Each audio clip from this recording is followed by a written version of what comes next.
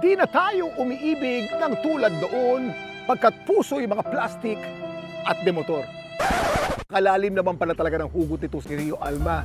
Teka, kilala niyo ba kung sino si Rio Alma? Alika't kilalanin natin siya. Naging National Artist for Literature si Virgilio Almario o Rio Alma noong 2003. At ang mga linya na tinula ko kanina ay mula sa Di na tayo umiibig tulad noon, na kabilang sa libro niyang sentimental, mga tula ng pag-ibig, lungkot at paglimot. Dito niya nilista yung mga naobserbahan niyang mga pagbabago sa mga mangingibig noon at ngayon.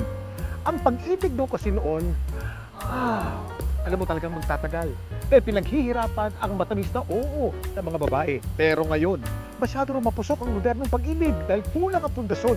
Pabilis itong nawawala at puno ng sikreto. Isa pang national artist na tumalakay sa iba't ibang buka ng pag-ibig sa unang niyang nobela na pinamagatang Para kay B ni Ricardo Ricky Lee. Ang Para kay B ay anthology ng love stories ng 5 babae.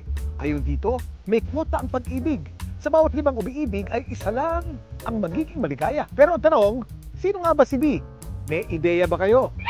Ayon sa interpretasyon ng iba, si B ay ang bawat babae sa buhay. Siya ang mga nanay, kapatid, anak at kaibigan nating tumawa at lumuha ng dahil sa pag-ibig at buhay. Oo ha?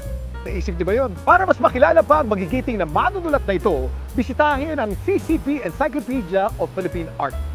Ito po si Kuya Kim nagpapaalalang dito sa CCP, ang kultura ng lahat ay para sa lahat.